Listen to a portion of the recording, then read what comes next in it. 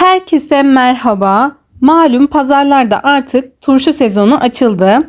Çeşit çeşit turşuluklar gelmişti. Biz de yapacaklarımızı aldık pazardan.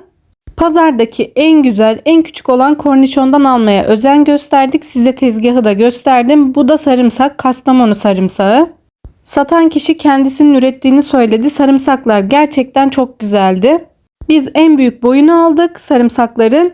Yine aynı şekilde turşularında en güzelini seçmeye çalıştık. Görüyorsunuz zaten ikisi de bence çok güzeldi. Birebir size tezgahı da gösterdim. Taşköprü sarımsağı 80 liraydı ki bence fiyatına değer. Kornişon turşumuzun kilosu da 35 liraydı. Biz 13 kilo kadar aldık.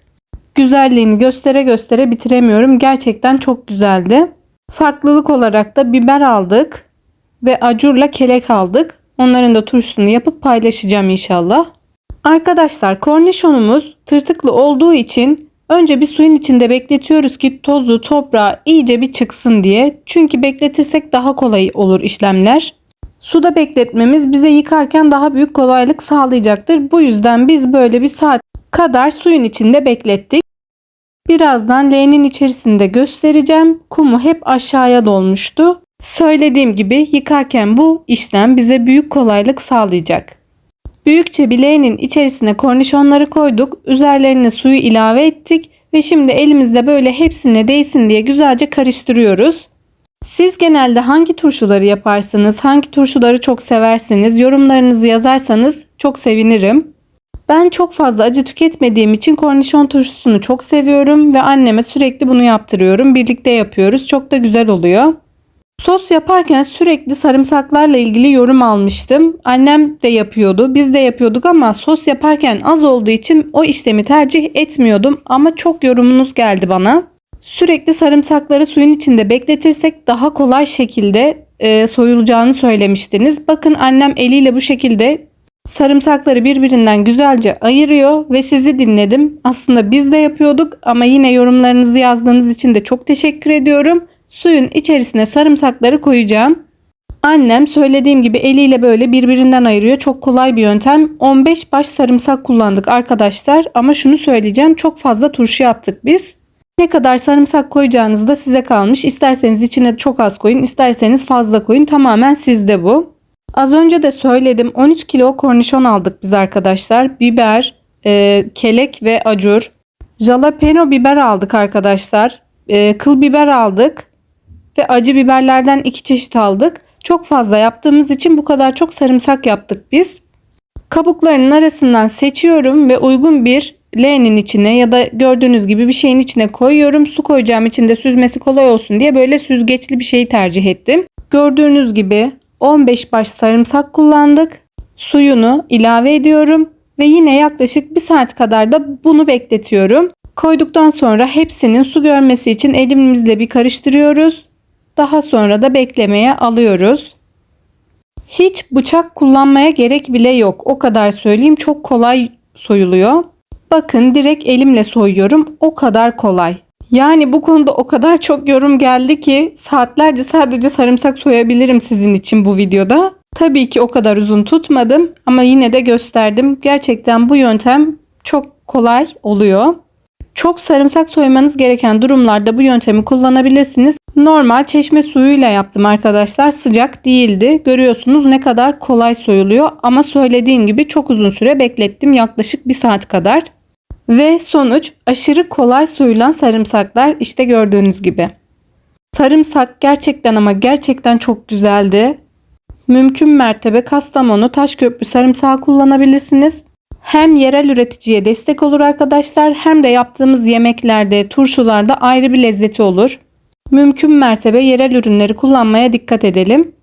Pazarcıya sorduğumuzda da kornişonların Ankara'nın bir ilçesinden geldiğini söyledi. Tazecikti, çok güzeldi gerçekten. Yaklaşık 1 saat kadar beklettiğimiz kornişonlarımızı elimizle böyle üfeleyerek temizlemeye çalışıyoruz arkadaşlar. Kirinden güzelce arınsın diye. Daha sonra bol bol yıkayacağız. Bakın az önce söylediğim gibi kum dibine ne kadar çok geldi. Turşuları lavabonun içine döktükten sonra güzelce yıkamaya başlıyoruz. Bakın böyle güzel güzel yıkıyoruz. Daha sonra leğenin içine tekrar koyacağız. Bakın arkadaşlar suda beklettiğimiz için çok fazla üfelemeden böyle zorlamadan kendimizi hemen yıkıyoruz ve koyuyoruz. Diğer türlü olsaydı tek tek uğraşmak zorunda kalacaktık. Bu yöntem gerçekten ama gerçekten zamanımızı daha verimli kullanmamıza sebep oluyor. Bu arada pazardan en küçüklerini almaya özen gösterdiğimizi söylemiştim. Bazı zamanlar küçükleri olmuyor ya da bulamıyoruz. Büyükleri kalıyor. Onu da nasıl yapacağımızı size videonun ilerleyen kısımlarında anlatacağım. Hiç merak etmeyin. Biz böyle cam şişe kullandık arkadaşlar. Bu cam şişe 5 litrelik. 5 litrenin içerisine 3 kilo kornişon alıyor arkadaşlar. İçerisine ekstra başka malzemeler eklerseniz bu miktar daha da azalacaktır. Önce gördüğünüz gibi dibine sarımsağı koyuyoruz. İsterseniz farklı şeyler de ilave edebilirsiniz. Daha sonra kornişonları koymaya başlıyoruz. Bu şekilde doldurabilirsiniz. İsterseniz plastik de kullanabilirsiniz arkadaşlar. Biz plastiğe de koyduk ama onun sebebini size anlatacağım birazdan. Direkt elinizle gelişigüzel şekilde koyabilirsiniz. Ben biraz görsel olması açısından düzenledim. Burada videonun o kısmını görüyorsunuz zaten. Başka hiçbir şey yapmıyoruz. Kornişonları koydukça ara ara sarımsak eklemeyi de unutmayın. Yani aralarına sarımsak atabilirsiniz koydukça. Şimdi size büyük kornişonları nasıl yapmanız gerektiğini anlatacağım. İsterseniz bıçakla böyle başından kesebilirsiniz. Bakın görüyorsunuz aradaki farkı. Bazıları biraz büyüktü. Küçük olanlara hiçbir şey yapmanıza gerek yok. Ya başını temizleyin dediğim gibi ya da böyle 2 kere çatal batırın arkadaşlar, yeterli olacaktır. Bu söylediğim gibi bayağı büyük olanlar için geçerli. Görüyorsunuz biz böyle kenarlarını düzeltiyoruz. Bunun dışında başka bir işlem yapmanıza gerek yok arkadaşlar. Söylediğim gibi 2 kere çatal batırıyorsunuz ya da isterseniz başlarını kesiyorsunuz. Bu kadar. Bakın en ince ayrıntısına kadar gösteriyorum. Kornişonları koyduk. Üzerlerine de ara ara sarımsak ekliyoruz. Hiç bilmeyen birisi bu videoyu izlediğinde kolaylıkla turşusunu yapabilir arkadaşlar. O kadar kolay ve güzel oluyor. Bu tarifimiz hiç şaşmaz. Yıllardır yaparız. Yediğimiz son güne kadar asla bir yumuşama olmuyor. Gerçekten çok güzel oluyor. Duruyor. Sapasağlam şekilde yiyoruz. Söylediğim gibi yıllardır asla ama asla şaşmayan tarifimiz bizim. Kışın istediğiniz yerde kullanabilirsiniz. Salatalarda ya da böyle turşu yemeğin yanında. Çok ama çok güzel oluyor. Ben çok fazla acı sevmediğim için benim favori turşum kornişon, söylediğim gibi. Çok çeşitli turşular var arkadaşlar ama ben genelde herkesin evinde yapılan, biberli olanları çekeceğim sizin için. Bir de farklı olarak kelek ve acur turşusu olacak. Çok farklı değil, eminim onu da yapan çok fazla insan vardır. Kavanozumuzu yeteri kadar doldurduktan sonra üzerine sarımsak ilave ediyoruz. Bakın zaten videoda gösteriyorum. Bir su bardağında bir parmak eksik olacak şekilde de kaya tuzu kullandım arkadaşlar. Turşularda kaya tuzu kullanmanız önemli. Başka tuz olmaz. Normal tuz kullanırsanız turşularınız erime yapacaktır. 3 çay bardağı üzüm sirkesi kullandık arkadaşlar. Üzüm sirkeniz yoksa elma sirkesi de kullanabilirsiniz. Hiç fark etmez. Videonun bütün ayrıntıları mevcut, görüyorsunuz. Türk sinemasında da bunun çok güzel bir filmi var. Sizce arkadaşlar turşunun iyisi limonla mı olur yoksa sirkeyle mi? Yorumlarınızı bekliyorum. Gördüğünüz gibi sirkesini de koyduk.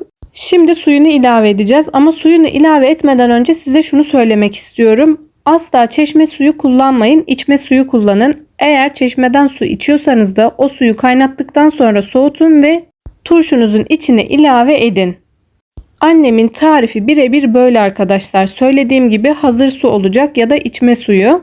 Bunlar yoksa kaynatın ve böyle yapın. Üzerine en son maydanoz ilave ediyoruz. Bu da ayrı bir lezzet veriyor. Daha sonra bir kapakla kapatıyoruz ve kenara alıyoruz. İlk bir hafta turşunun suyu akabilir. O yüzden altına bir leğen ya da kullanmadığınız bir tepsi koyabilirsiniz arkadaşlar. Daha sonra turşuyu serin ve güneş görmeyen bir yerde muhafaza edin. Diğerlerini plastik bidonlara kurmamızın sebebi şehir dışına gideceği için taşınması daha kolay olsun diye. Deneyenlere şimdiden afiyet olsun.